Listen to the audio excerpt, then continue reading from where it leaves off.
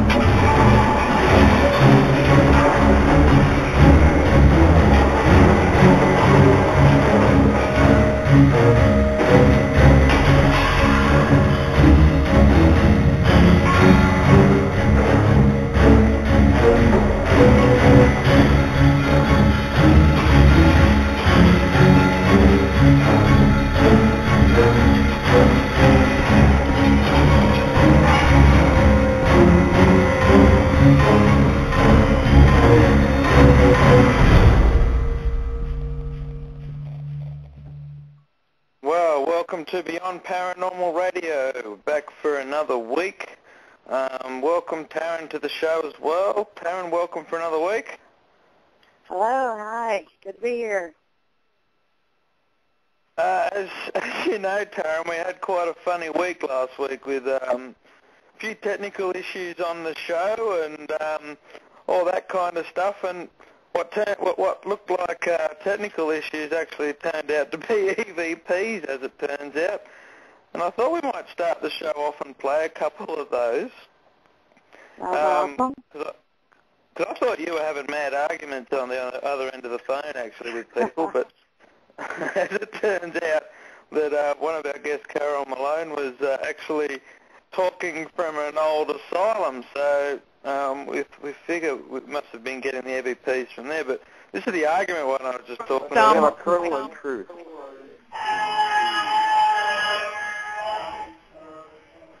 Yeah. I'm sorry, I'm hearing a lot of interference. Yeah, well, I know where that's coming from. That was the first one, which was pretty strange. That one actually led me to go and have a break and work out what was going on with the audio, funny enough. And this one was like a hello yelled down the line. How far back is that effective? 200 years. Luminol can pull it almost up to 200 years. So that's a pretty cool one there. Which we had a heap others. I mean, if anyone wants to go and have a look at those, they are on my YouTube, or I did post them onto the radio Facebook page as well. But tonight we have an amazing show. We have Andrea Perron coming on first, and then we have Aaron Gulyas. I think that's the correct way of saying it. But first up we have Andrea. Andrea was 12 years old when she moved into the Arnold estate, which is a large farmhouse on 200 acres. And when they moved in there, over a period of 10 years, they experienced some pretty amazing paranormal activity and got a lot of interest from within the paranormal community. The Ed and Lorraine Warren became involved in this case, but this case started before the Warrens even came on the scene. So right now I want to bring her on. So welcome to the show, Andrea. Hi, good evening. How are you? Very good, thank you. Very good. This is, I love this stuff, I really do. Like, I'm sitting here in Australia, it's 2 o'clock in the afternoon, and I'm talking to people from all around the world. My co-host is from Texas. You're on Eastern time, so right now we've got a radio show going over 3 different time zones. That's great. Yeah, it's marvel. kind of amazing, isn't it? It is, I do. I marvel at the technology. I marvel at the fact that I can get on Skype and talk to people all over the world. It blows my mind regularly. Yes. The internet has made the world an extremely small world, and but I think it's a very good thing. I really want to come to Australia. I have a lot of followers there, and it would be my pleasure to come and meet some of my Australian friends. It would be great. I don't know if I could handle the plane trip. Well, that's what medication's for, isn't it? I help didn't you think sleep of for that. at least 12 hours of the journey. Yeah. Absolutely. Well, all right. Well, I'll consider it. I don't know. I would probably have to stop over somewhere. But I want to go to New Zealand as well. That's a lot of people in life say when they start to get into their 50s like me that they start to develop their bucket list, as it were. And if I were to have one, Australia and New Zealand would be on it, yes. Well, we're on the way to New Zealand, so you might as well stop off here on the way. So Andrea, since all this stuff that I spoke about just previously, you've actually written like 3 volumes to this story over a 10-year period, and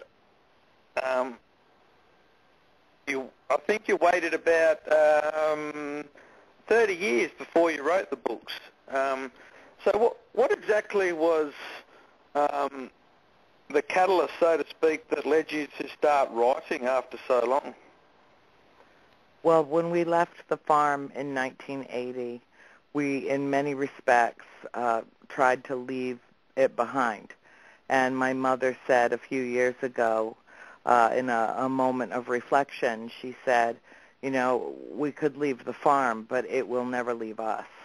And that was true. About 15 years ago, I heard the first rumblings in the family of, you know, Annie's the writer in the family. She's the one that should, you know, put our story down. And then you would immediately hear, I don't even want to think about that. No. You know, and so in the summer of '07, it was as if an alarm clock went off in my head, some kind of ringing bell of it's time, now is the time. And I began to write down my personal recollections from the farm on little pieces of notepaper and stick them in a recipe box and just start compiling my own list of memories. Just at the time, it seemed like such a minuscule start to what I knew would be an absolutely overwhelming project, a project that is just short of 1,500 pages long. It was supposed to actually be just one book, but when everybody finally got on board and told me all of their stories, and one story reminded someone of another, it turned out to be a family-wide project that spanned the course start to finish of 5 years actually, from when I moved from Rhode Island to Georgia so that I could be surrounded by my family, which I needed to be to tell the story authentically. Yeah, I'm guessing you would have had to confer a lot with the family just to make sure that everybody's recollections of what occurred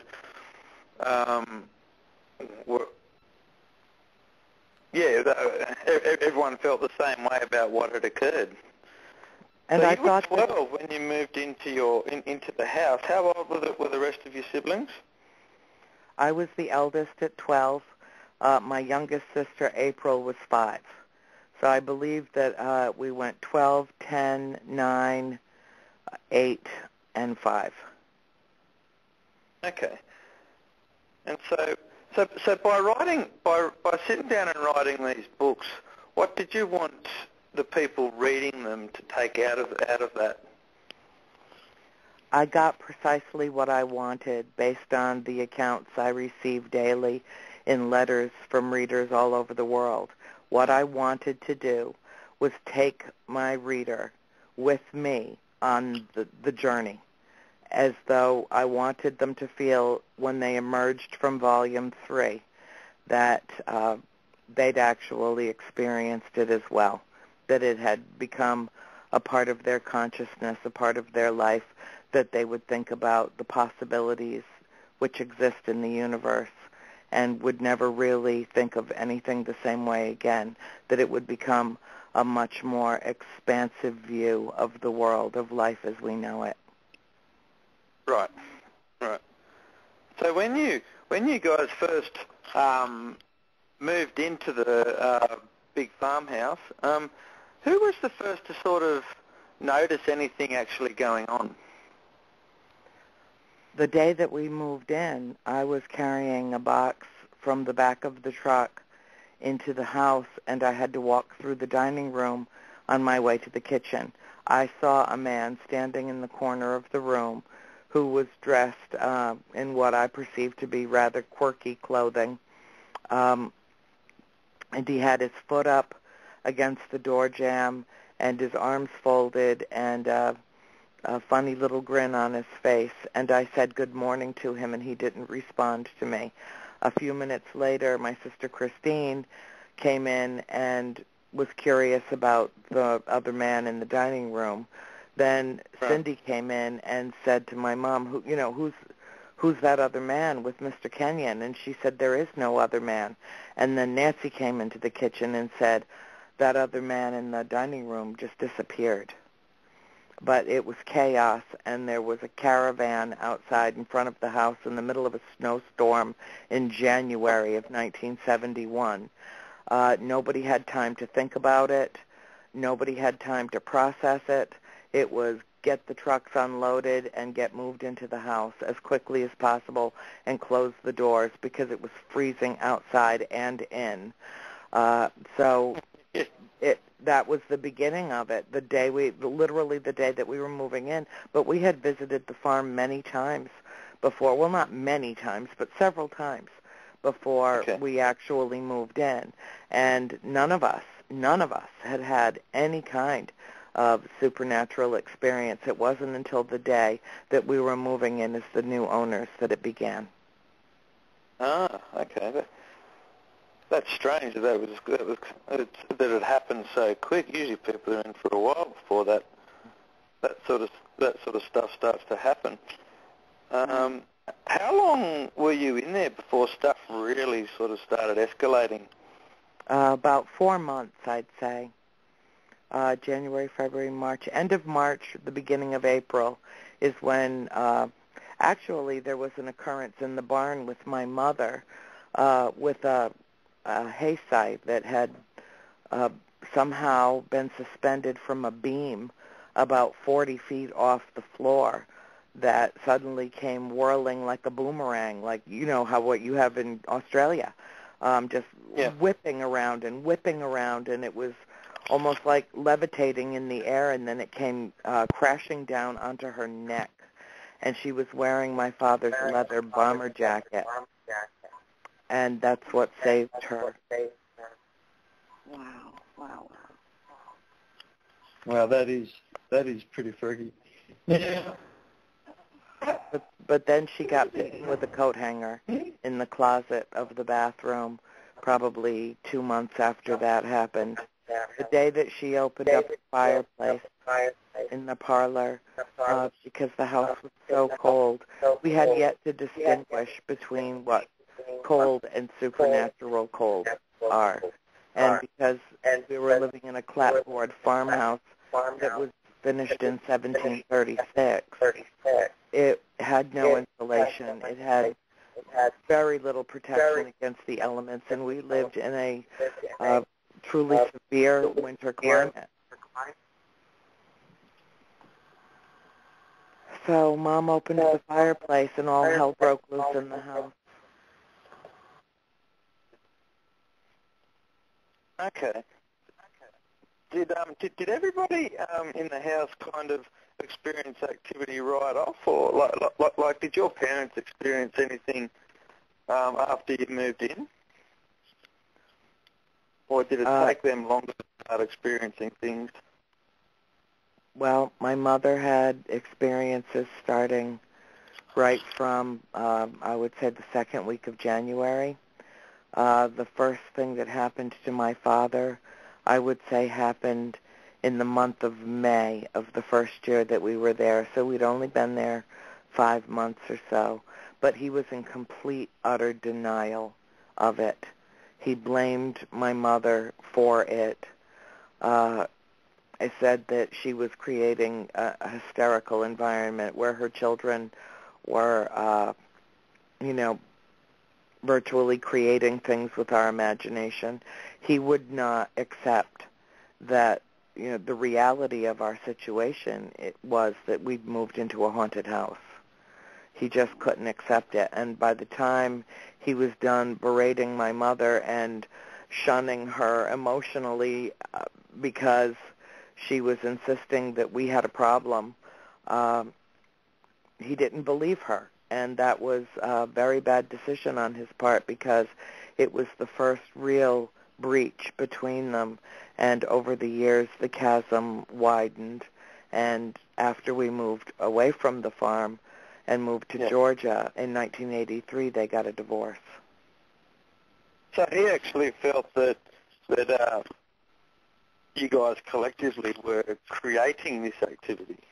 Yeah, but, he admits now that he did know better. He did. He admits now that he was afraid. And he had, as the lone man of the family, with 5 little girls and a wife at home, alone a lot because he was an on-the-road salesman, he felt that he had no control over his home environment at all. And he felt alienated from his wife. There was a lot of arguing about it. She had involved our family attorney and told him that she wanted him to get our family out of the deal. But there were no laws on the books in Rhode Island at the time that would have precluded the sale from finalizing based on the existence of spirits in the house. There was no law to cover that. There had only been 2 prior cases, and they both failed and virtually were laughed out of court. So there was no point in trying to reverse it. And Mr. Kenyon, dear old Mr. Kenyon, told my father the first day, he said, "Roger, for the sake of your family, leave the lights on at night." And it wasn't until months later that we learned from the neighbors that there was never a time at night that someone would drive past the old Arnold estate and it wouldn't be lit up like a Christmas tree, every light in the house on, every night. Oh. Yeah. Yeah, would that have really helped in that house, though? Maybe that's what he thought was. He had lived there for a long time by himself, but even before that, when he and his wife were there for decades and decades, she inherited the estate through her family, and it was just how it always was, according to the long-time people in the area, was that the Arnold estate was, lit up every night, all night. And that maybe would be how they felt that they could keep it at bay. I don't know. When the activity sort of started increasing in the house, did you attribute that to anything in particular, or did it just happen? You mean, did we attribute it? My mother always knew when things started getting very malevolent in the house. We didn't know really who to attribute it to, but my mother had always said that the spirits in the house were not just passing through, that they had some formal attachment to the property. So she began doing historical research on the property and compiled a notebook full of birth and death certificates going back as far as she could. And she had to travel a great distance to get some of the earlier records that had been stored up in Worcester, Massachusetts. So it was a big ordeal. She invested at least a year and a half or 2 years of a lot of her free time into compiling what she could of the history of the house. But there were still many gaps and many people missing, and many little tombstones in the local graveyards that didn't even have names inscribed on them because so many children died at that time in the early history of this country. I mean, keep in mind that this house, as it stands now, completed in 1736, was built on land that was deeded in 1680, and it was finished 40 years before the Revolutionary War began. So it has, it's just about as old as this country. Yeah, that's a pretty extensive history. You won't find anything in Australia with anything close to that. All right, so well, when you consider that 8 generations of people lived and died in that house prior to our arrival, it was made clear to us very quickly that some of them had never left. Right. Yeah. What kind of physical things were caused to your family during all this?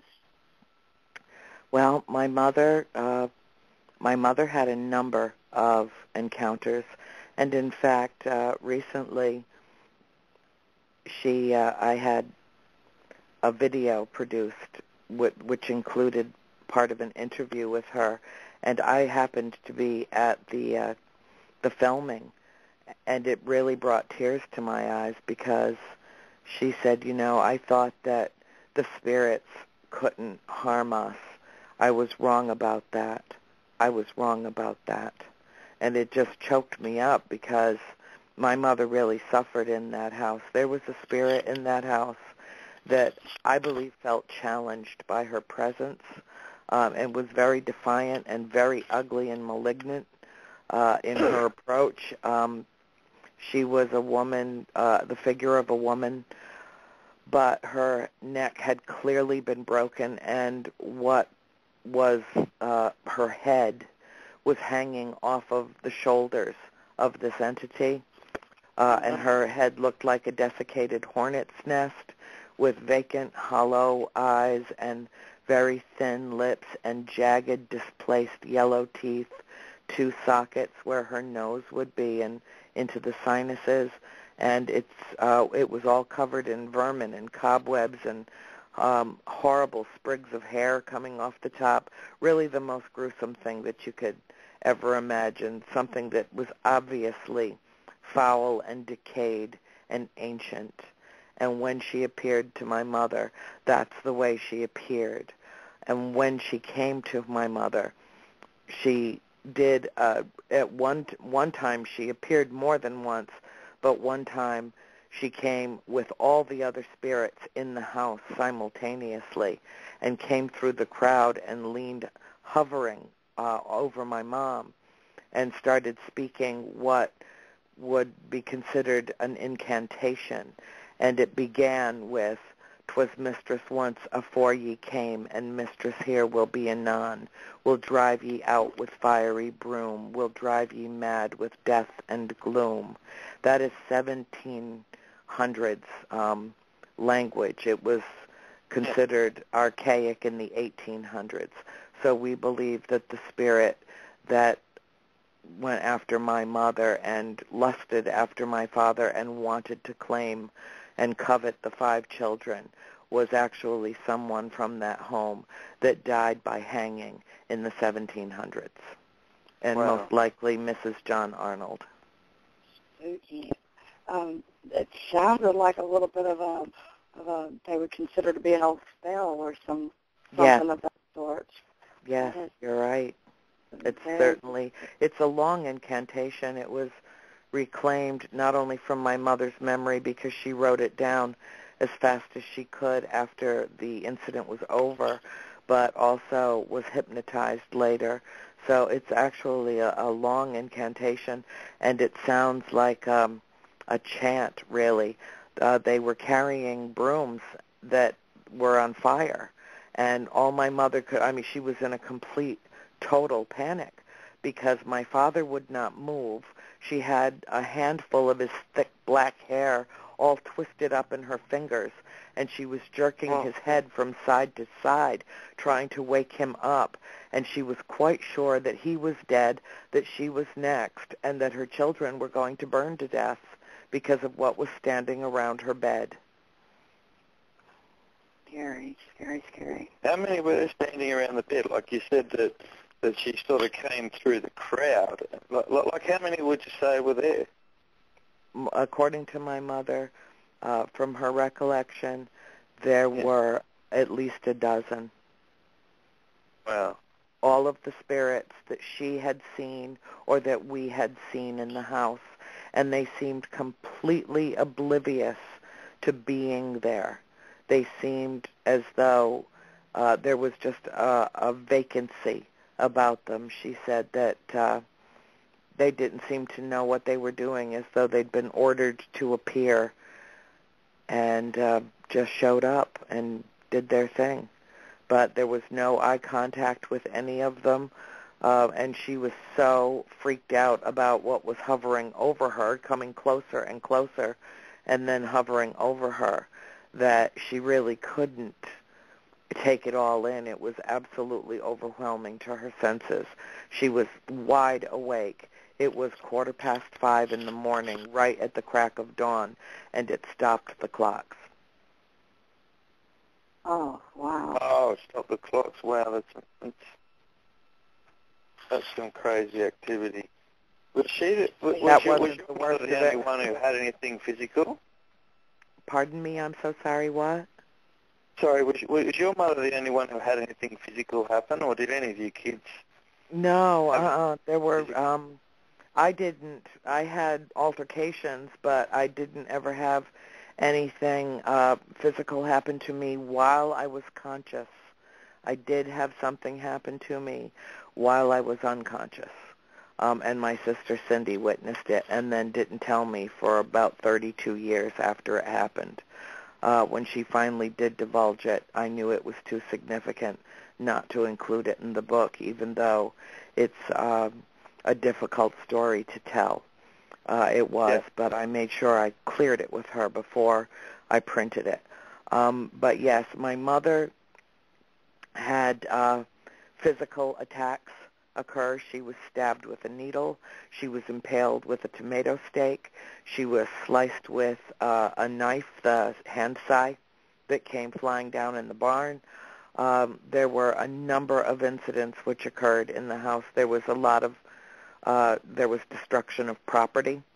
There was thievery, borrowing and returning things in bizarre places, all of your standard stuff of interruption with electrical circuits and lights and so on and so forth. Excuse me. And,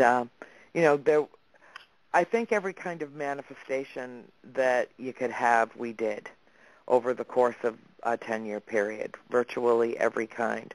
But the very, very worst thing that happened was the night when Ed and Lorraine insisted that a seance need occur in our home for the sake of my mother, and it went hellishly wrong, and the medium invited in virtually everyone, and something came in and attacked my mother that was so evil that it subdued the spirits for months afterwards after the incident, and that was the night that my father threw the Warrens and their entire entourage out of our home after he punched Ed Warren in the face and took him to the floor of our dining room.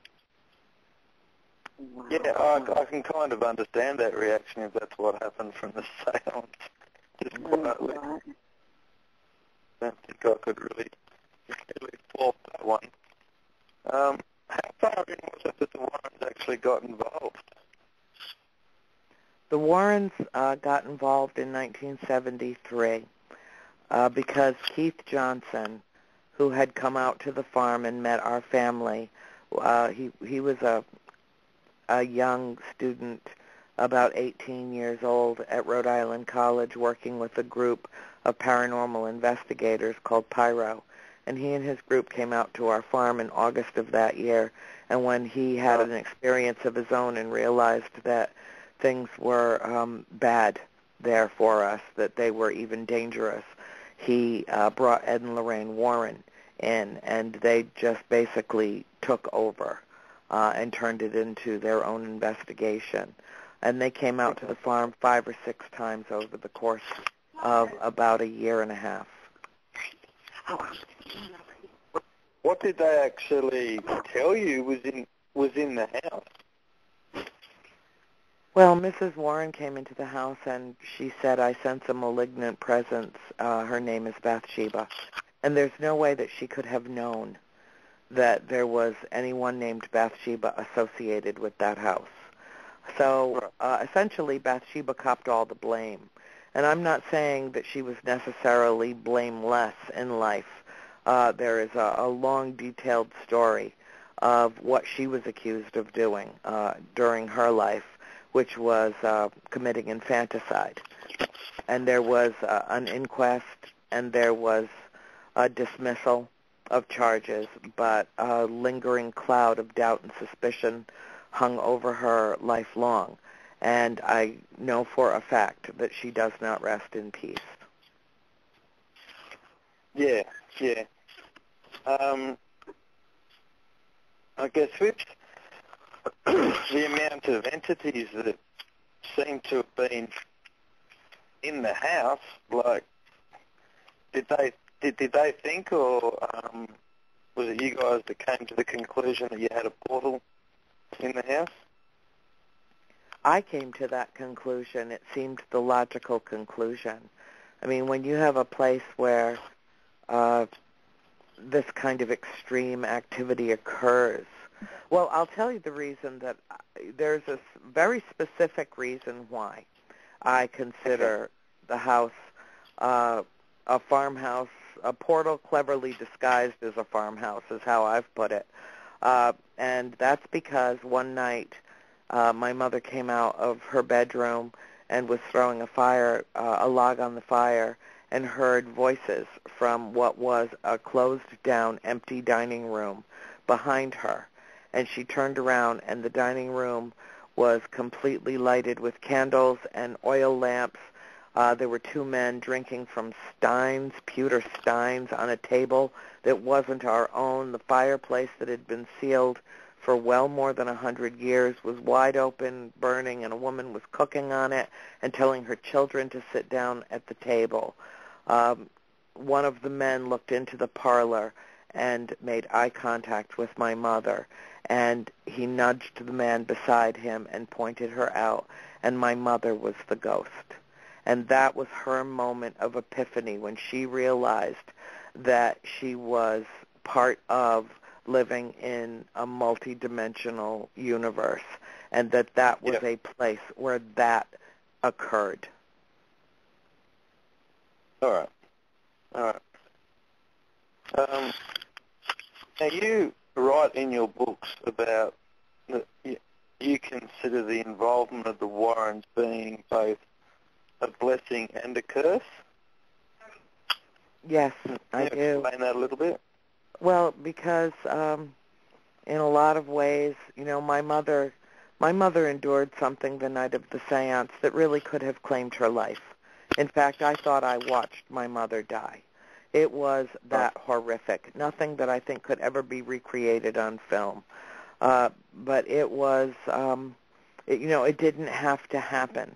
And I don't blame Mrs. Warren or Mr. Warren as much as I blame the medium. I think that what she did was virtually spiritual malpractice. She really did invite disaster, as it were. But my mother should never have had to go through what she did that night. But I also realized that everything happens with purpose and reason. and everything happened exactly the way it did, because whatever it was that came into her that night was not of this world, and it made its presence known deliberately to everyone that was present in that house. And that was the point of it doing what it did. So from that moment on, even though I don't know what a demon is, I don't use that word. I don't even like that word. The connotations that go along with it are gruesome to me. But I do know that evil exists in the world, unquestioningly. But I also know that good conquers evil. Yes, yes. So during the actual seance, she didn't just get attacked. Whatever the medium brought in actually tried to take over your mother. It did. Briefly, it did. And it spoke in a language that is not of this earth. And it was horrific. Did it give any names along with it, or did it? It was unintelligible. Right. Absolutely unintelligible. And my mother's body was twisted into something closely akin to a ball, and it looked like you would just expect to hear bones breaking. And she was writhing and screaming in pain. And I thank God every day that she has no recollection of that night. Yeah, that's probably best. During the 10 years, was this activity stuff something that occurred every day, or did you all sort of, was it just for a time it was bad and then it would settle down for a while and then it would get bad again, or? It fluctuated. My sister Cindy says that she had some kind of experience or another virtually every day, but she was the exception, not the rule. What would happen to my mother would be so extreme and usually very threatening, overtly threatening, but she didn't have the frequency of visitations that my sister Cindy did. I mean, it was only within a night or two after moving into the farm that Cindy crawled into bed with me and said, "There are voices talking to me in my room. They're all around the bed. They're all talking together. They say the same thing. They keep saying, 'There are 7 dead soldiers buried in the wall. There are 7 dead soldiers buried in the wall.'" And it just freaked the poor thing out so much. She would just come and sleep with me in my room. And it was not unusual for me to wake up with 2 or 3 sisters in bed with me every morning. Wow. Something was happening to everybody. Yeah. So just ducking back to the Warrens again. Like you said, they just came in and sort of just took over. Like that must have been pretty scary as it was for you guys as the kids in the house. How did you all cope with them just coming and taking over? Well, as it's portrayed in the film that they moved in with us, and nothing could have been further from the truth. They'd come and spend a few hours at a time, and they only came a handful of times. So it wasn't an imposition, and in fact, it was a bit of a revelation, because at least for myself, I got to overhear. I was old enough at 15 when they first came that I was basically allowed to be wherever I wanted to be and overhear any conversation I wanted to hear. So I paid attention to what Mrs. Warren was saying, and I found Lorraine to be a very kind person, and I believe with my whole heart that the Warrens came to help us.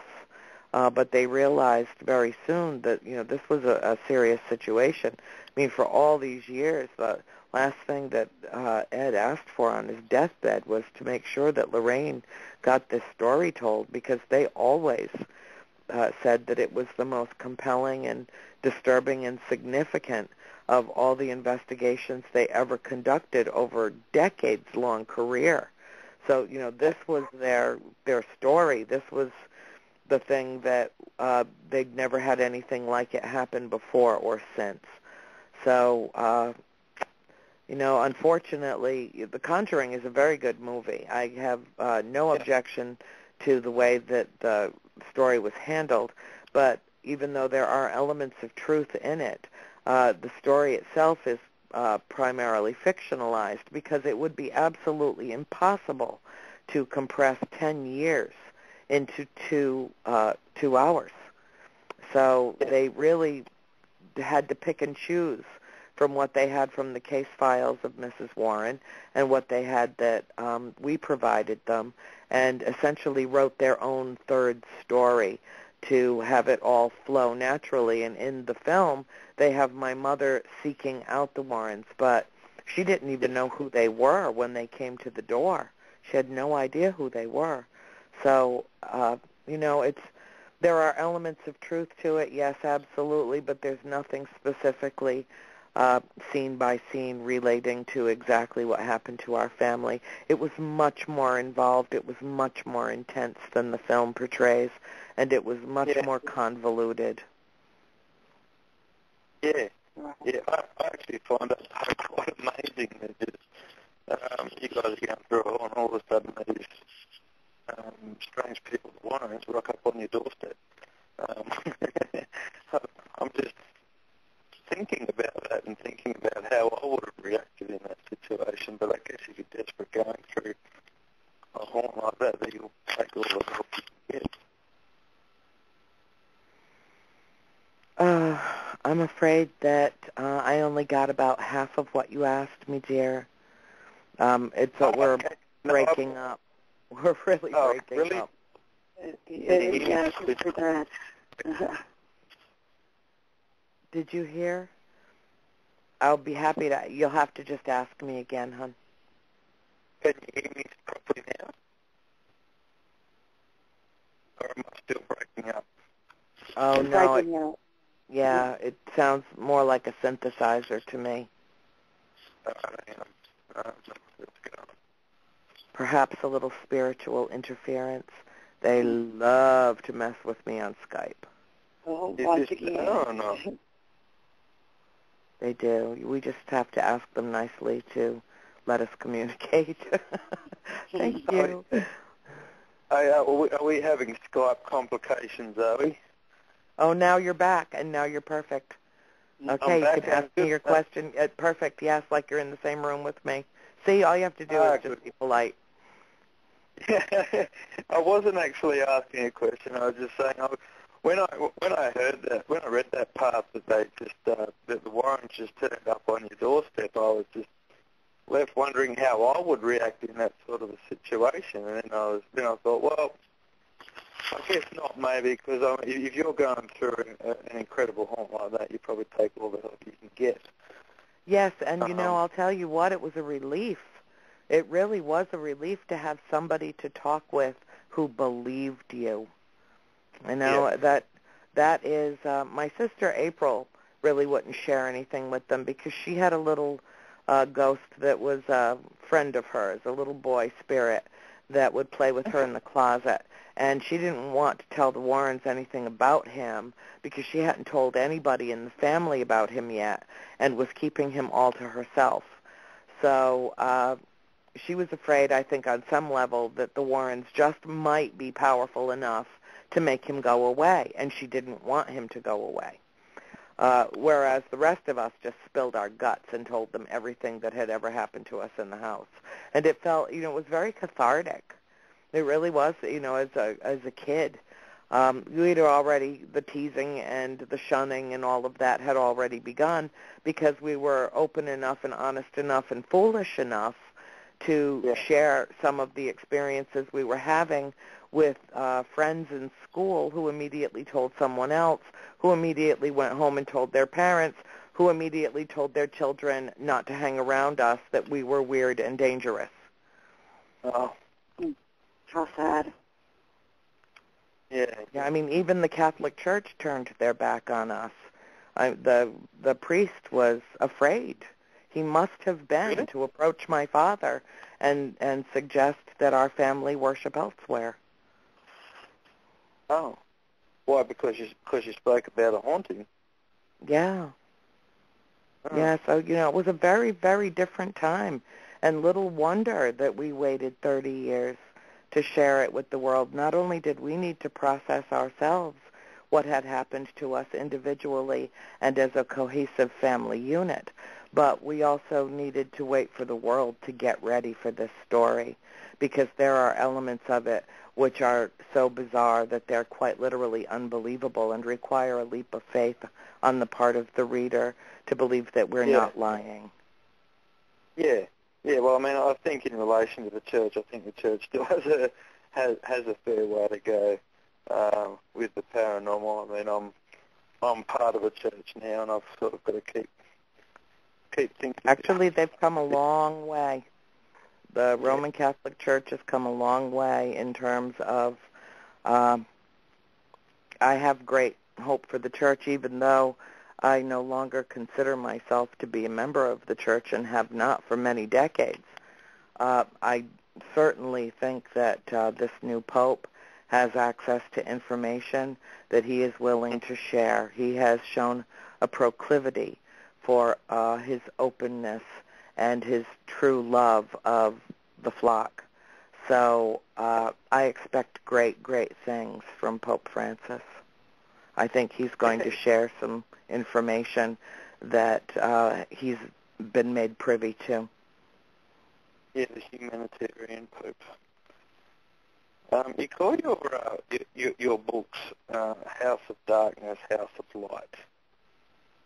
Is that because you had a lot of good come in as well as a lot of evil in that house?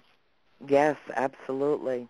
In fact, my mother is the one that titled the book. She walked up to me at my computer one day, and I was probably 300 or 400 pages into the initial manuscript in rough draft. And she said, "What are you going to call the book?" And I said, "I don't know. I haven't really even thought of a title yet." And she said, "House of Darkness, House of Light." It just rolled off her lips. And I looked up at her, and she said, "Because it was both. It was. It wasn't all doom and gloom. We had wonderful, wonderful times there." And I'll tell you, for me, just speaking personally for myself, I have to tell you that I consider it the best decade of my life, because from the age of 12, I knew unquestioningly that there was something beyond our mortal existence. And because of that, I never felt a fear of death. I've lived my whole life liberated from fear, because I know that we go on, and it's not just ashes to ashes, dust to dust, that the human form, the physical vessel itself, is left behind, but the spirit and the soul will soar. Yeah. So since you left the house, have you and your brothers and sisters had any other sort of paranormal experiences over the time? I don't have any brothers. I have 4 younger sisters. Yes, the answer to that is yes. All of us have had innumerable experiences during the course of our lifetime. And I think that's because once you open that door, you can't close it. It's, being touched by spirit is truly a gift. Even the negative elements of it, it's still a gift that you can never return. And you can always retain the option to turn your back on it, but it will always be there nonetheless. So if you choose to embrace that element of your consciousness, and having had your third eye pried wide open, then you live a different way. You think a different way. It fundamentally changed every one of us in terms of our own spiritual development, having grown up in such an environment. And I have no regrets about living at the farm at all. Good. Very, very good. Yeah, have you got any questions there, Taryn? Not that I can think of at the moment. I've just been listening and so just intrigued by everything that she has to say that I really can't think of anything. That's fine. I just thought I heard you say something. I thought I'd ask because I've probably realised I've just been coming up with question after question, and I probably haven't left enough room for you. So I thought I'd ask. Well, I will share something with you, and that is that writing these books was really a trial by fire and a labor of love simultaneously. It was very difficult, and I'm just beginning the production process. Just began on Volume 3, so within a few weeks it should be out in the world, and with a very big sigh of relief on my part, because I have devoted the last 5 years of my life to the exclusion of all else in the telling of this tale. And from this point, it was very difficult for us, Brett. I promise you that.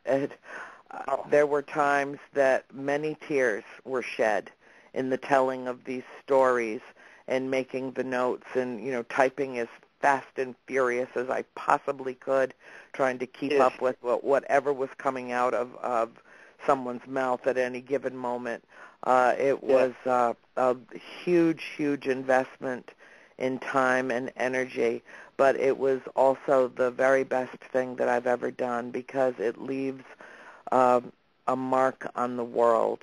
It's being read all over the world, and people are writing to me, telling me, sending heartfelt letters of thanks and condolence and, just really emotional letters, many of whom tell me of experiences that they had in their own lives that they never shared with anybody, but they tell me.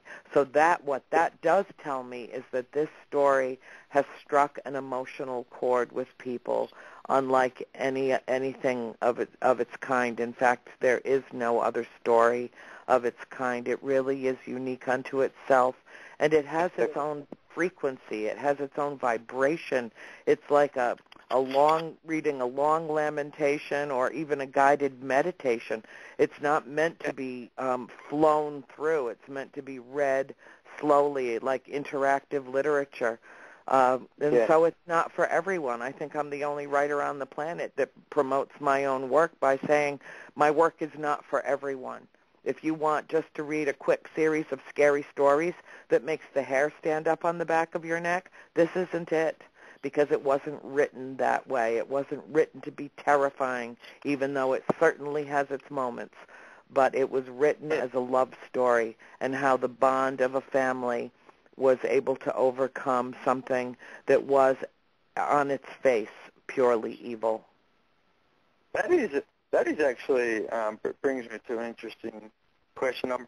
I'm pretty sure you've probably been asked this a million times already. But with all this going on, how come it took 10 years to get out? Oh, it was truly, I look back on it. There's a lot of answers to that question. There are many, many answers to that question, but there's also one simple answer to that question. And what it is this: whatever it was that conspired to bring us to the farm, likewise conspired to keep us on that farm. Okay. So, yeah. So after all that, would you say, has it made you a believer of demons, this experience, or you're still not 100% sure on that one? I believe in evil. I don't believe in evil entities per se. I don't know. I can't wrap my mind around that concept. It seems too much like the Catholic indoctrination, the imagery that I saw as a youngster. And I think that it's too simplistic an explanation for the existence of evil in the universe. But if there is, I have to look at this philosophically, as is guided in through the book as well. The guided philosophical, theological histrionics of it. It is an amazing, amazing story. in its own right. And all I do know, that I truly know, is that when we were in crisis, when it was crisis, when people were screaming, when children were crying, imploring the assistance of God worked to stop it every single time. Yeah. That's a very good way of describing it, actually. I like that.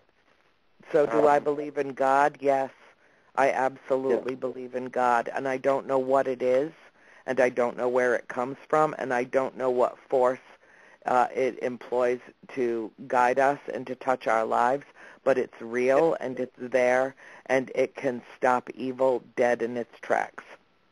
And it really is that simple. But, you know, Mrs. Warren, when she came into the house, she tried to teach all of us this little mantra that she said would keep us safe and protect us.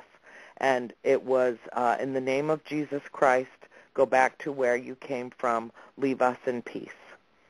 Well, we, of course, memorized it, but it didn't work. And the reason that it didn't work was it was just rattling off words that had no meaning behind them. But when things were bad and situations were getting worse by the moment, when you reach down into your gut and you call for God and the angels and all the saints and Mother Mary, anybody, please, somebody come, stop this and save me. When it comes from your heart, it's heard. All right, we're actually coming to the end of time. Thank you so much for coming on today. It's amazing hearing this story. And if you'd like to take some time to let everybody know where they can find you and where they can get your books, House of Darkness, House of Light. Oh, that's great. Thank you so much for having me. I truly appreciate being on your broadcast. And I want to welcome anybody and everybody that wants, well, I've still got a little room left on my Facebook personal page. If they want to friend me there, I'd more than welcome some new Aussie friends. Oh, my, I love you all. Your accents are so elegant. And I also, they can find me at my website, houseofdarknesshouseoflight.com. They can find the books. The books are shipped worldwide from Amazon or Amazon UK. Author House, the publisher, or Author House UK. They can get them either way from that. But I believe Amazon's probably your best bet worldwide. And in this country, of course, all the bookstores. But you're not in this country, so that's probably your best bet.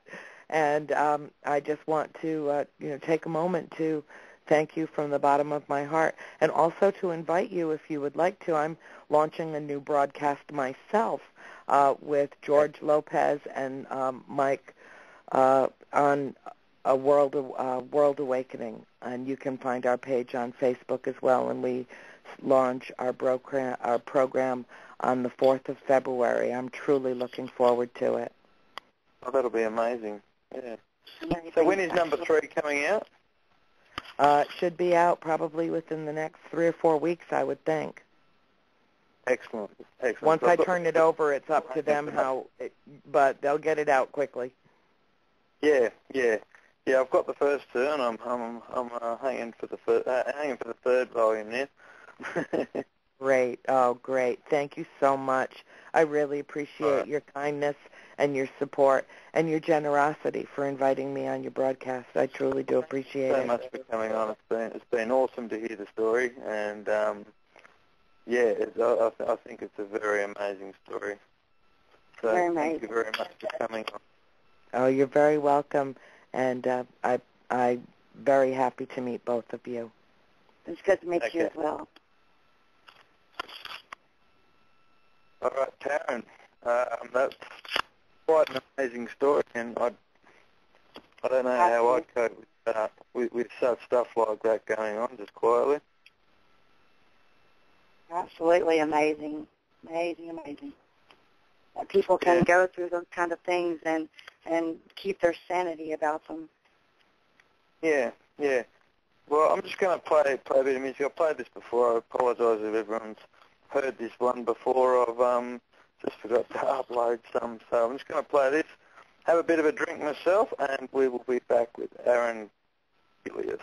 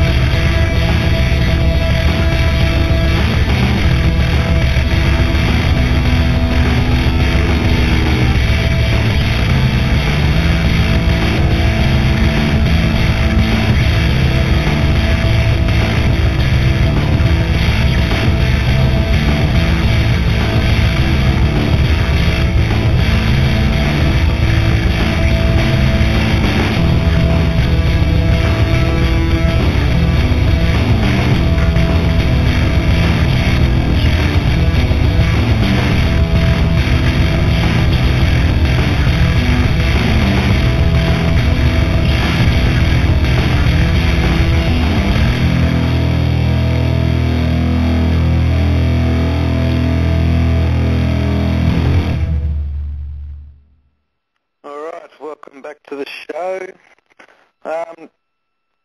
Karen. Yes, I'm here. Yes, you're still there. That's good. I'm so glad we're not having the technical issues this week. I was pulling my hair out last week. Not that I got much to pull out, but anyway, this week all good so far. But our next guest we have on is Aaron Gulyas. I'll ask him when I get him on if I've said that right or I've said it wrong. But Aaron is a college history instructor at Mott Community College. He has a BA in history and an MA in US history from Indiana University. His first book was called Extraterrestrials and the American Zeitgeist, with alien contact tales since the 50s. He contributed an introduction to Post-Human Blues, which was writings by Matt Tonnies. And his latest book is called The Chaos Conundrum, which is a collection of essays based on the paranormal and historical topics. So we'll get Aaron on right now. Welcome to the show, Aaron. Hi, thanks for having me. No worries. Did I get your last name right? Yeah, Gulyas. That's about right. Yeah. Yeah, okay. That's good. I don't want to get people's names wrong on here. I'm, anything even remotely close is just fine with me. Oh, that's good. So I guess the biggest question I had when I was looking at your books and your research and stuff, what first got you interested in the paranormal and also on the contactees?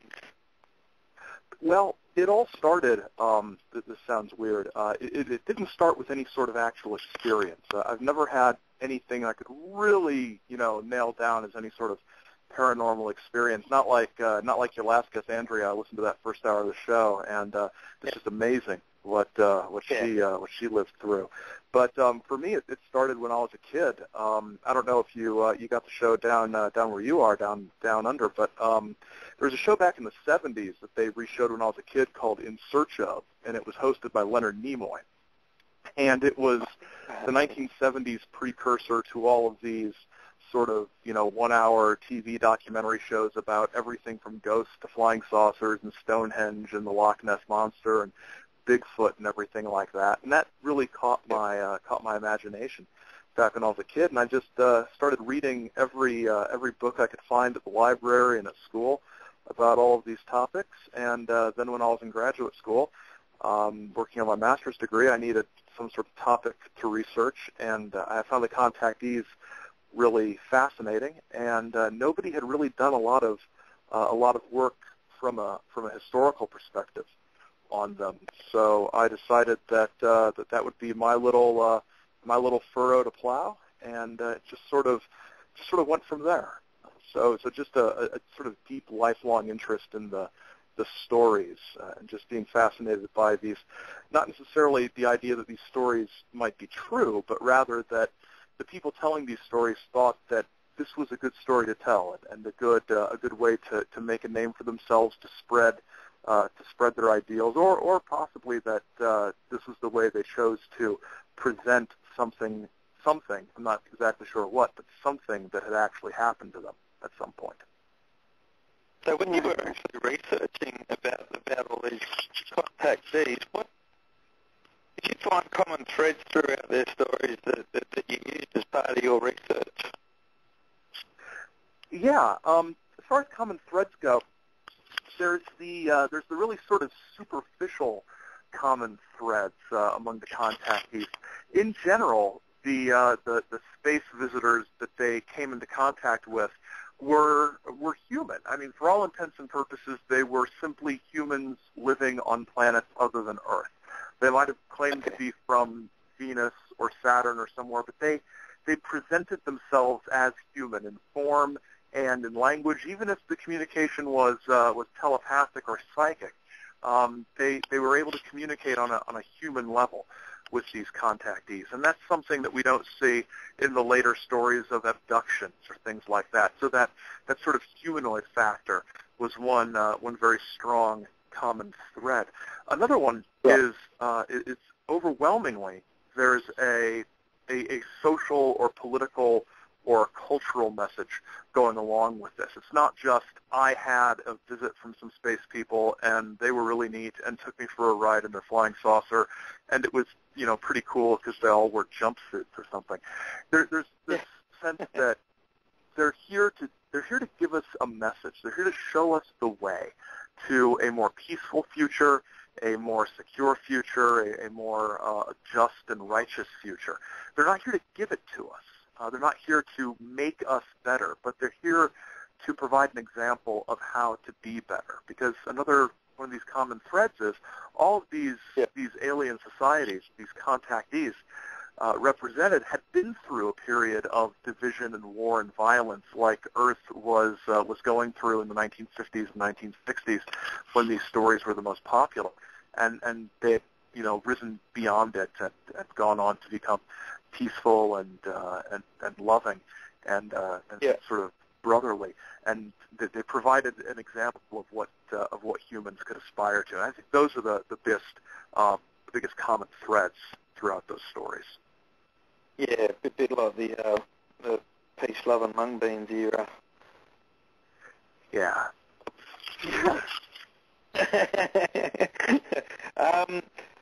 Of all the stories that you actually researched, who did you look at as sort of, which one stuck with you the most?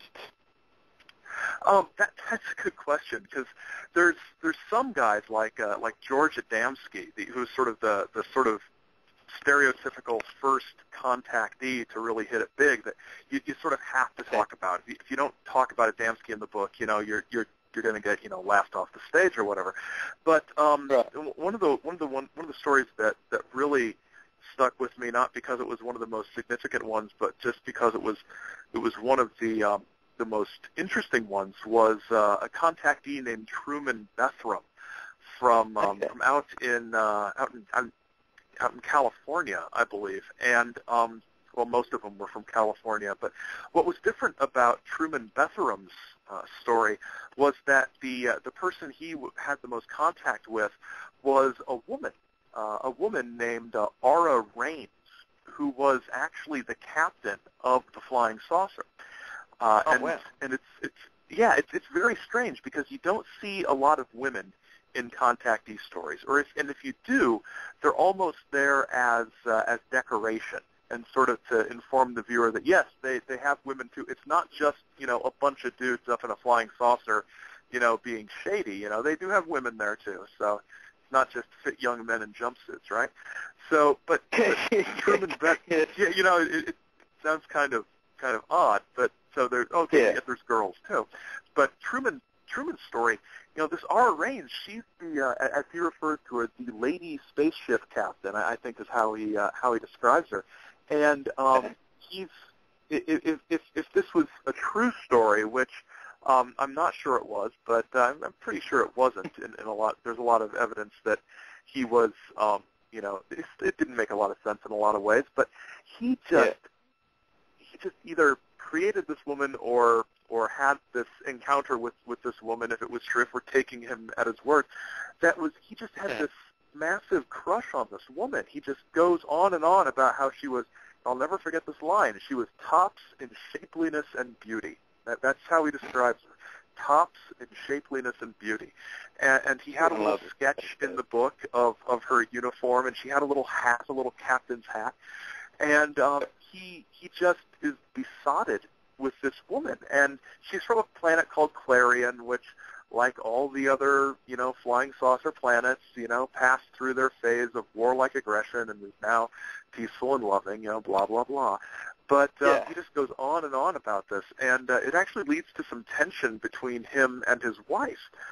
In the book, he talks about his wife was jealous of this woman, and I guess in real life, they ended up getting divorced, and part of the story that came out, not in his books, but just in other sort of letters and documents, is that she wasn't sure she believed the flying saucer thing, but she was pretty sure he was fooling around with some woman he shouldn't have been. So it actually led to the breakup of their marriage from He wasn't feeding with the space babe, was he? He never really talked. He never really said anything that implied he was doing anything inappropriate. But if I was his wife, I'd be like, hey, wait a minute. Is there really a spaceship involved here, or is it just you and some girl who's tops in shapeliness and beauty? So I always like that story, because the lady flying saucer captain is a variation on what we see, and in some letters between Truman Bethram and Gray Barker, who published a lot of flying saucer books back in the 50s and introduced the concept of the Men in Black in a lot of ways. Yeah. I was at the down in West Virginia, in Gray Barker's hometown, when I was researching the book, and the library there has all his papers and correspondence collected, which is a really, really incredible resource. Most of the photos in the book came from the Gray Barker collection. There's a lot in there that haven't been published in other books, but there's a lot of letters between Barker and Bethram. And one thing that comes out is that Bethram is very upfront and open to Gray Barker that he did not write his book himself, that he he hired a really good ghostwriter who would make sure that his story was told the way it needed to be told. And I thought that was really interesting, because with George Adamski, there was always a lot of, rumors and accusations that he had a ghostwriter, and the George Adamski Foundation, even today, has a whole page on their website where they rebut the claims that he had a ghostwriter. And Truman Bethram was just like, oh yeah, I had a ghostwriter. I can't write a book. I'm a truck driver or an engineer. He was a truck driver. He worked on trucks, I think. And truck engineer. I can't write a book. But I had these experiences, and I found somebody who'd write them down for me, which to me just seemed like the most honest and forthright thing ever in a field that is not known for being known for its honesty in a lot of ways. Right, with the Men in Black thing, like the amount of stories you hear about that, do you think there's some thread of truth in that sort of theory on the Men in Black thing?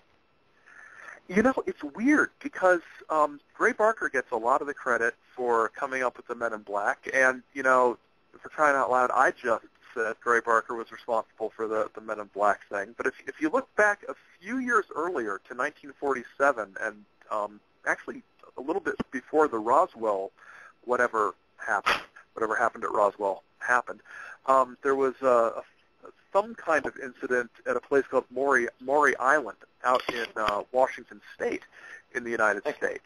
And conspiracy author Ken Thomas has written extensively about Maury Island. Supposedly there was a crash of some sort of craft and debris in a harbor near Seattle, Washington, and some of the witnesses were supposedly hushed up by figures that would later pretty much be identifiable as, in quotes, Men in Black. It occurred before Gray Barker came on the scene, but there's been a lot of these incidents, and a lot of them are very strange. It's not just the Will Smith, Tommy Lee Jones kind of stereotype of government agents or whatever in suits and sunglasses. It's that, but it's also strange, unearthly creatures and cars that hover slightly above the ground, and these guys who have what were said to be, and I'm not even sure what this even means, but quote Oriental features, which is a term we probably wouldn't use now, but at that time they said Oriental features that acted strangely and behaved in an inhuman fashion. There's a whole lot of different experiences. And as to your question about whether or not there's any truth to them, I think the way I see it is people have had these encounters with beings that they couldn't explain, and the Men in Black stories that floated around were the nearest sort of compartment they fit into, which would maybe sort of account for the variation in these claims. I think it's one of those things that after a while sinks into the sort of mythology of the flying saucer world, and I think people who claim to have had experiences often have had experiences, but I'm not sure the experiences they always have are as they describe them. They find ways to describe them that make sense to them based on what they're familiar with from their cultural surroundings. And that's not to dismiss the fact that they've seen something or experienced something, but we tend to explain things and describe things in ways that make sense to us, not necessarily in the way that they really are, if that makes sense. So after the mind goes for a little while, the story gets a bit bent out of shape from what actually occurred. Yeah, it's sort of like the Chinese whispers or telephone game that you play when you were a kid. You line up all the kids in the classroom and you whisper something, and the kid on the far left whisper it in his ear, and he repeats it to the person next to them. By the time you get to the end of the line, it sort of sounds kind of like what was originally said, but it's different in some fundamental ways. Yeah. With these contact, sorry, Taryn, go ahead. Oh, I was just going to ask him about how he felt about the movie The Fourth Kind and how that could be related to true events or not true events. They say it is, but I'm sure there are the skeptics out there. Yeah, I think movies like The Fourth Kind, it's interesting because people who are familiar with the literature and familiar with the experiences that people have had will look at that movie and say, yes, that matches up to what people have experienced, not just the events that a particular movie, is supposed to be based on, but the entire constellation of things that have happened. People who are familiar with these things will say, yes, absolutely, that is dead on. And people who are sort of the sort of fundamentalist skeptic debunker type will say, well, it's based on these stories, which are based on hallucinations or night terrors or sleep issues or rampant psychoses or whatever people have. I think we've gotten to the point in the sort of ufological, paranormal, cultural universe where I don't know if one side is ever going to convince the other side that they're right. And so movies like The Fourth Kind will speak truth to those who are inclined to see the truth in them. If that's an answer that makes any sort of sense. That does make a lot of sense, yes. Yeah, there seems to be a couple of other threads in that movie that I've heard throw around too. Some people have said demonic possession, other people have said mental illness. And I mean, when it comes down to it, could be any of those, really. Yeah, and I don't think for these things, I don't think there necessarily has to be one exclusive answer to what people are experiencing. I have no doubt that some people who believe they've been abducted by aliens or are suffering from sleep paralysis, as the one author has suggested. Some of them might be experiencing night terrors. Some of them might be truly experiencing something that is extraterrestrial or supernatural. Others might be experiencing, abuse that of some other kind that their brain is interpreting in ways that the culture around them has conditioned them to accept in one way or another. I don't think there's necessarily one answer that fits all the cases. The problem is, and the difficulty is in connecting the right explanation to the right case and the right person at the right time, which I kind of wonder if we're actually ever going to be able to do that in any sort of convincing way. Yeah, we have a caller here. I just want to see if they have a question. Question here. Hello, 386 area code. Are you there? Me? Yeah. Did you have a question or anything? Yeah, I'm definitely here. I've been watching a lot of different UFO, the actual. They've uncovered a lot of different things that kind of point towards how can man do this by himself. I mean, and this is the thing that confuses me is all the pyramids, all the stuff that's back in the day. With our technology nowadays, we can't do that stuff. So were they having help? I mean, with all the markings in the caves, with all the different things, and with even in the Catholic Church, there's markings of craft above Jesus Christ. So I mean, you gotta kind of open your mind to there possibly is something out there that we can't explain. I understand we might not be able to prove it, but people need to have an open mind. What do you think about that, Aaron? Well, yeah, I think we do need to have an open mind. I think having an open mind also sort of extends to, it extends to both sides. You can have extremist debunkers on the one side who are absolutely resistant to any explanation that goes beyond, their sort of rational scientific box of what might be true. If I can't explain it with proof in this utterly scientific way, then I can't possibly accept that. And on the other extreme, you have the sort of point of view where I can't possibly know anything because every bit of proof might be wrong. There might anything could be possible, so let's not accept any rationality whatsoever.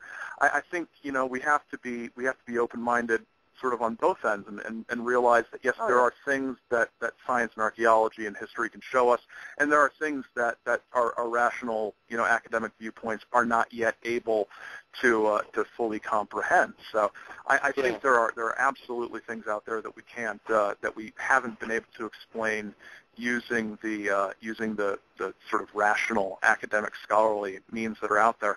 But there are things that we might say, well, how could we have possibly done this? And archaeologists have said, well, this is how they did it. So not everything fits into that category. There are still mysteries out there. But we can't close our eyes to the supernatural, and we can't close our eyes to the utterly natural either. No, and I'm a paranormal researcher, and I don't specialize in unidentified flying objects, but I do specialize in the paranormal field, and the amount of evidence and the amount of things that I have seen and come across is not something that you can just discount. I mean, it's right there in proof. I mean, it's the proof is in the pudding, is like they say. I mean, you've got the technology nowadays to actually do an investigation to where you can actually, get in touch with their frequency. And when you get in touch with their frequency, you can get responses that, that'll blow your mind. You can ask a question, they'll answer straight to you. And it still sends, even doing it for 8 years, it still sends shivers down my body when I get a yes answer or, just a conversation. So we'll be having a conversation, and all of a sudden, we'll have a EVP that just, coincides with what we were talking about. It's fascinating. What the EVP and all these sort of technologies, the ghost boxes, to communicate with whatever it is people are communicating with. I think it is fascinating, and it's a field that in the future I think is going to only grow as the technology grows.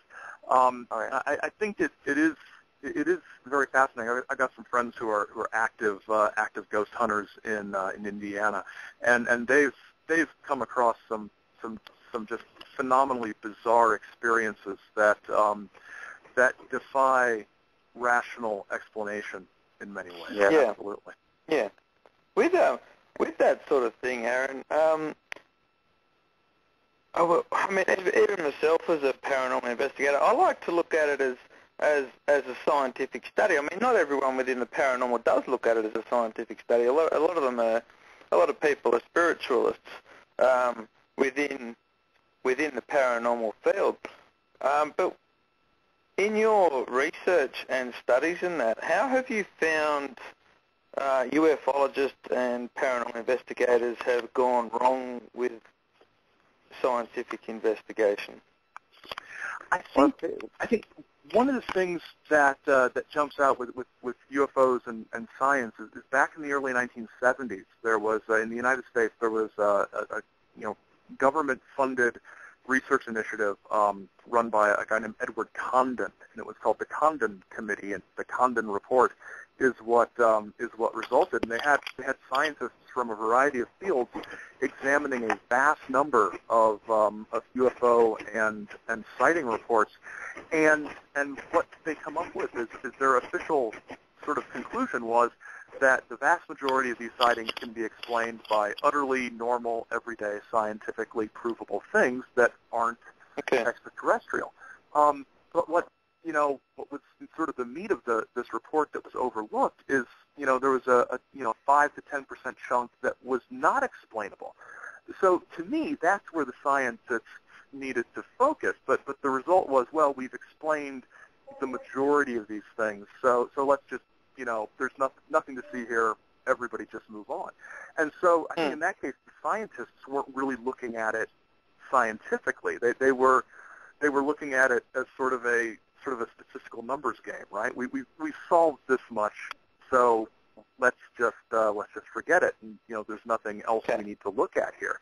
One of the things I talk about in the Chaos Conundrum is in the subtitle. I talk about things that are non-rational, and the way I sort of define that is, if you look at it from a sort of logic or critical thinking perspective, there are things that are rational, right? They fit into our scientific, logic-based system of thought. And there are things that are irrational, things that don't follow the rules of logic, don't follow the rules of evidence, don't follow the rules of science.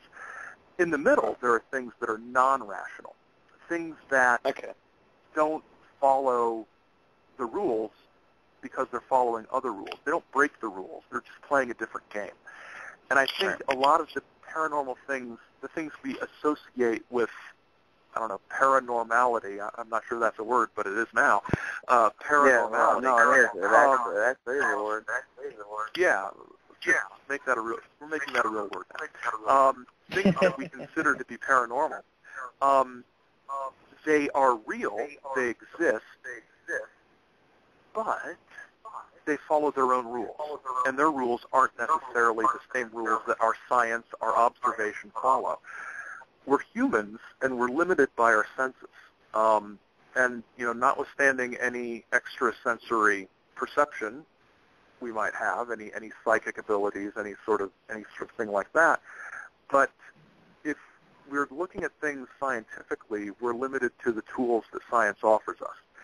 And I think in many cases, these topics that we consider to be paranormal aren't necessarily susceptible to our scientific and rational investigation. Some of them are. Some of them might be. I think an entire category of things that would fall very neatly into the science category is the whole field of cryptozoology, right? Loch Ness Monster, Bigfoot, things like that. There's an entire science about this. It's called, zoology and anatomy and things like this. We have a science to describe these things. If we find evidence, it's pretty much scientifically provable if this clump of fur is from something we already know about or from a previously undiscovered, unacknowledged form of animal. Yeah. So I think things like that fit very neatly into science. I think with hauntings and ghosts and things like that, like the caller was talking about, we have technology that can sense certain things on certain frequencies. I think that might be a way forward to scientifically investigate these things. The essence of science is that things are repeatable, and I think the technology is starting to make this possible in some way. I've heard you talk a bit in your book as well about the anecdotal style of sort of anecdotal evidence. I guess how do we move? How does ufologists and paranormal investigators move away from anecdotal evidence? That's a weird question for me to talk about because as a historian, I'm not a paranormal investigator. I'm a historian, and the essence of history is stories, right? So for me as a historian to move away from anecdotal evidence, that kind of makes me cry a little bit inside, because otherwise we've just got statistics, and that's boring. But I think don't cry online.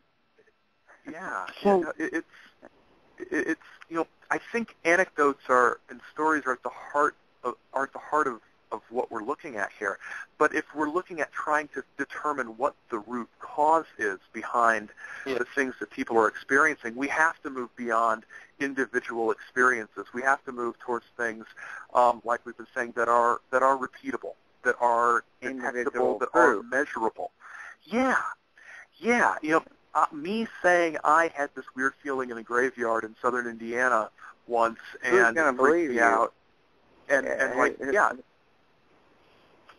You I mean, need can believe me solid or- evidence. Yeah, I mean, my feelings aren't measurable. My feelings aren't repeatable. And so, you know, I agree. I'm not sure. Someday we will have detectors that will detect these things to such a degree that people who aren't inclined to believe it will have to say, well, yeah, that's something we definitely need to look at. That's something that's real. That's something that is adding to the body of knowledge of science as a whole, not just adding to the body of knowledge of ghost hunting or ufology or something like that. I think there's this chasm between the paranormal investigations and the, in quotes, scientific establishment. And I'm not sure. I think it might be partially a generational thing about crossing that chasm. I think.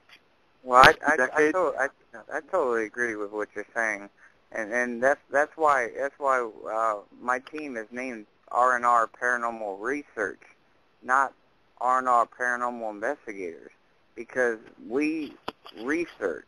We don't. I mean, investigator to me sounds like you're a police officer investigating a crime or something.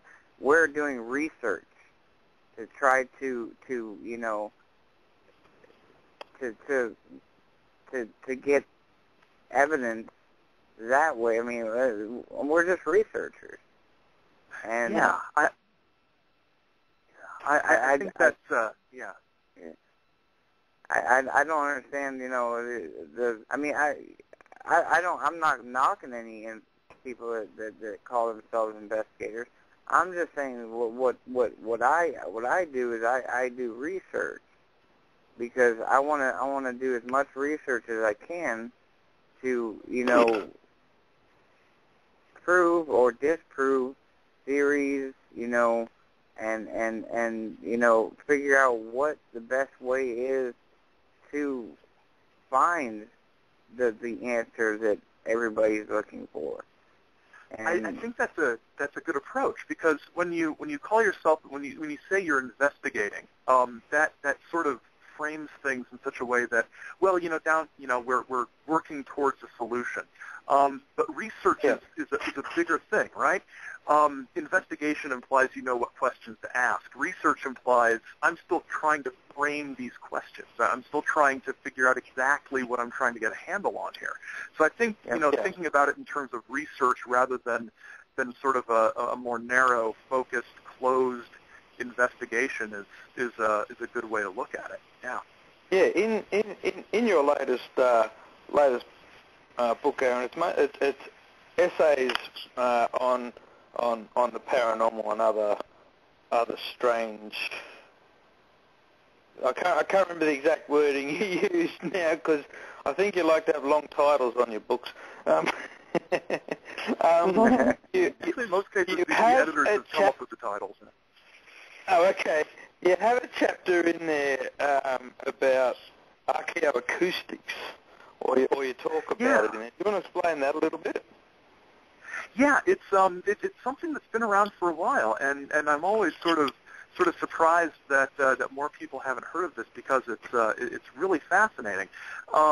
There's it's an idea that if you go to old spaces, structures, things like Stonehenge or something like that, using certain frequencies of sound, sort of in the range of pink noise, if you flood an area with pink noise, reading the way these sounds sort of bounce back can give you an idea of how spaces were used acoustically, how spaces, what sounds took place in these spaces, not necessarily getting back the actual sounds of things that happened in this place in years past, but trying to determine how people might have why people might have constructed spaces for what purpose. And residual type, like residual type sound.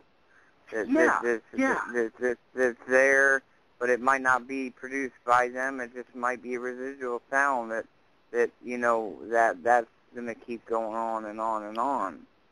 Right, absolutely, and so it ties into some things that have shown up in some movies and in some fiction. There's a British horror suspense film from the 70s called The Stone Tape that investigates these sorts of ideas. And some archaeologists, sort of on the further sort of radical edge of this archaeoacoustics idea, have argued that in many ways it might be possible for us to determine not just how sounds happened in a space and what the space might have been used for based on acoustics, but also maybe that the spaces themselves have absorbed sound over the years that we can pull out of that, which is a fascinating idea that surfaces in some weird places. In conspiracy literature, it shows up in some strange places.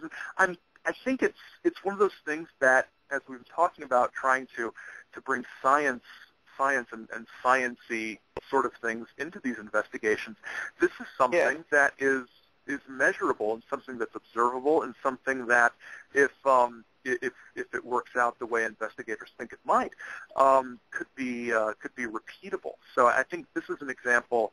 Archaeoacoustics is an example of something that could be a scientific way forward for some of these fields. Have you been on any paranormal investigations yourself, Aaron?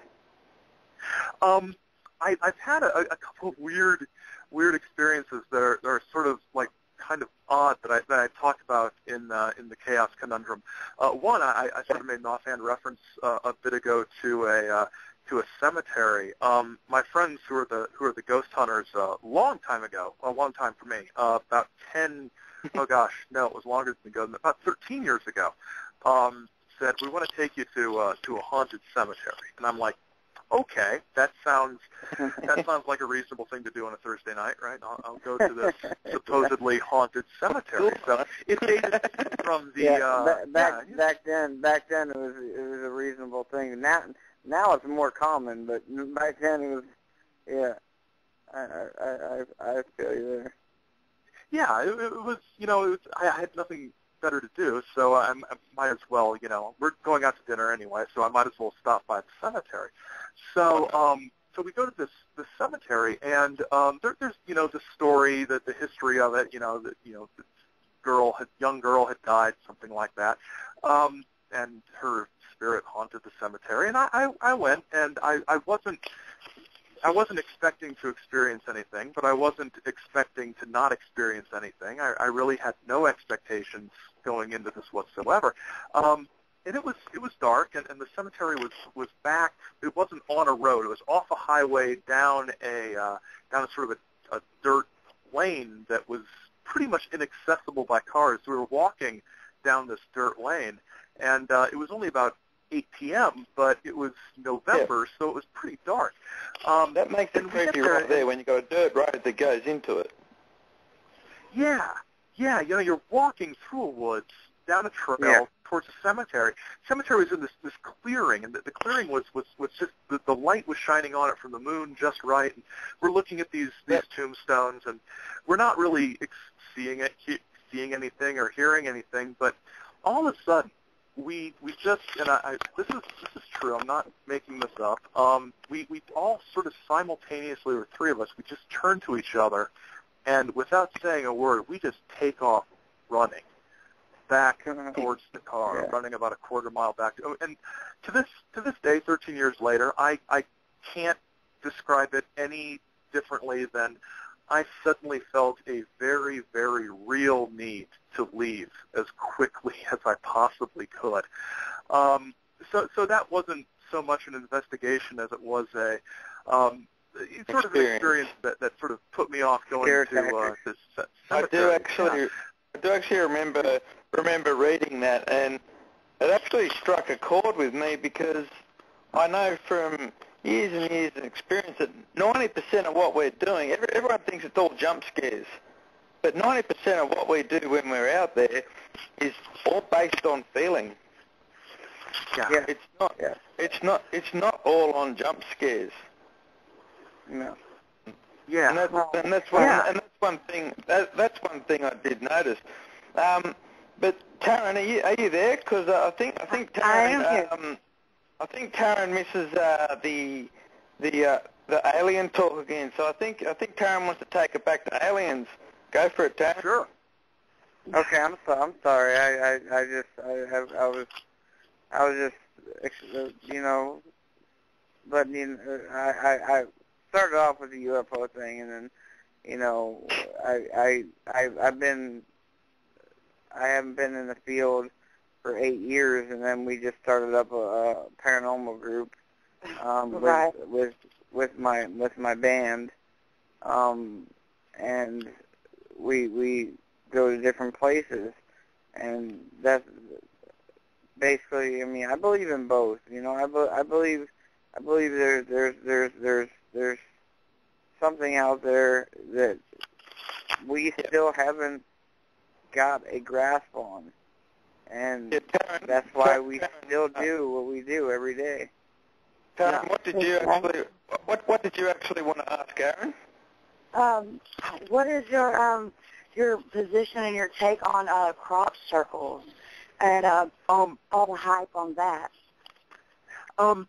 Crop circles are weird. The other sort of paranormal, I don't know if I want to say investigation, but thing I did was that I write about in the new book is a buddy and I went one summer. There was a crop circle in near our town, so we were like, well, hey, let's go pretend we're crop circle investigators and see what this is all about. So we're walking around out near this field, and we met a variety of people, some who believed it was some sort of extraterrestrial thing, and some who believed it was a hoax. And one guy who said everybody thought it was a hoax, but he knew differently, and he thought me and my friend were actually sort of pseudo men in black coming to shut him up, which we had to convince him we weren't. But as far as what causes them or what creates them, I think there's a fascinating array of possible causes, and my favorite one, and the one that sort of resonates with me the most, is this idea that even when they are created by people, admittedly created by people are like, yeah, I made that crop circle. There's a number of stories about people who say, I created the crop circle, but I can't really tell you why I did it. I just felt a compulsion to go create this design. So I think there is something to it. I don't think there's necessarily a lot of solid evidence that spaceships are coming down and using their crop bending rays to make these things. But there is something to it beyond the sort of knee-jerk reaction of, oh, somebody made it, so it's a hoax. Just because somebody makes it doesn't mean that there isn't a deeper meaning to it. Doesn't mean that there isn't something out of the ordinary to it. There's another idea that I feel sort of drawn to is this idea that there are sort of forces, within the Earth or that are part of the environment around us that we can't see, that we can't interact with in a way that makes sense to us, but that affect the world around us. And that these designs are sort of that sort of world leaking through into ours, sort of related to John Keel's ultra-terrestrial idea, or the sort of 4D idea that there's another universe sort of overlapping ours, and that sometimes there are these weird intersections where one bumps through into the other. I think crop circles are fascinating as art. I think they're fascinating as not just visual art, but the performance aspect of creating these things. And I've read and heard enough stories that people make them and they're not sure why they make them. They just feel this compulsion to create these odd designs. That leads me to believe that there's something worth looking at here. It's not just drunk guys in England out making 30,000 crop circles over the course of 10 years. There's something else to it. Yeah, the thing that kind of strikes me with it is it'd probably lend more weight to them if they actually were there in conjunction with an actual sighting. Yeah. But I've never heard of one that's actually happened in conjunction with a sighting. Yeah, it's very rare. I think much like the cattle mutilation phenomenon, there's just this sort of assumption that flying saucers are always seen near these things, but really that's very rare, isn't it? You know, we think there's a connection in our. I think a lot of the pop culture and the pop media treatment of these things have sort of led us to believe that there are these connections between, you know, the flying saucers and the crop circles or the cattle mutilations that aren't there. That might be, you know, not to get all paranoid, but that might be intentional. I mean, if I were creating crop circles for some reason that was unsavory, I don't know what that would be, but let's say I'm creating shady crop circles, you know, and I want to, you know, deflect attention away from myself, and somebody said, well, maybe it's the flying saucer, the saucers. I'd be all like, well, yeah, it's the flying saucers. Yeah, check it out, flying saucers. Not me at all, guys. Flying saucers. Right. So the part I struggle with is the fact that I'm pretty sure aliens aren't going to travel millions of miles around the universe, millions of light years around the universe to discover beef. Yeah, you know, it's just one of those strange things. It's strange in the same way that a lot of the abduction stuff is kind of strange. These are supposedly aliens who are conducting reproductive experiments with humans in some of the abduction stories, or some of the explanations of the abduction stories. And I'm left wondering, you know, how extraterrestrial beings, if they are flesh and blood creatures from another planet, why they would have need of our genetic material or reproductive organs. It seems like an odd sort of thing to do. Now I can see in my more paranoid moments seeing how certain government or corporate entities might want to do weird experiments on people. That seems very rational to me, and just like the crop circle thing, I'd be perfectly willing if I were them to say, oh, yeah, evil gray aliens are doing this to you. Not us at all. Right. Have you got any other projects, Aaron, on the burner? Yeah, it's sort of a long-term one. I'm not very good at pacing these things out. I sort of do projects as they pop up, and the day job, you know, takes priority. But I'm currently in the very, very early stages of writing a book on. It's for a scholarly publisher series on science fiction TV in the United States. And it's my book's about science fiction TV in the 1990s and its connection to paranormal and conspiracy culture. So shows like X-Files, Dark Skies, shows like that, how there was this sort of interaction between the science fiction television and the actual pop culture and beliefs of these things, how they sort of influenced each other in the 1990s. So it's less about the paranormal and more about the pop culture of the paranormal during that time. Yeah. But it's a project that means I'm spending my winter here watching a whole lot of really bad television. So that's a good way to spend my time. I've actually got all the X-Files series here, so I mean, I can watch some of those for you if you like, because I love those. Yeah, I've got all the X-Files. I've got all the Millennium and Harsh Realm and Dark Skies. There's these really weird ones that haven't been released on DVD. And there's this one show called Strange World that lasted for 3 episodes before it was canceled. And I can't even find it on YouTube. It's very strange. I'm going to have to do some sort of deep, dark detective work to get my hands on this thing. But it was sort of a Gulf War syndrome cover-up Pentagon thing that apparently was really terrible. Or too close to the truth, right? TV. Yeah. Yeah, wow. yeah. Well, I mean, that's conspiracy's big business these days. It is because you can really get people worked up and not really need to have very much at all. You just sort of ask these big questions and imply that there's something going on, right? I mean, even if there is something going on, there doesn't have to be. I could say, so, JFK, huh? Yeah. You believe that story they told you? Nope. It's bigger than that. What was it? Well, I don't know, but it's bigger than that, big secrets. You can say that about anything. And the great thing is there's so many real conspiracies and real sort of shady doings by government and other entities that it doesn't take much to concoct a believable conspiracy theory, because there's been so many conspiracy theories that have turned out to be actually based on something real and frightening and damaging to freedom and liberty and goodness and everything. So conspiracy theories are big business, and a lot of them are plausible because there's just so much horrible stuff out there. Yeah, well, I have to say my personal favourite is if you fold the $10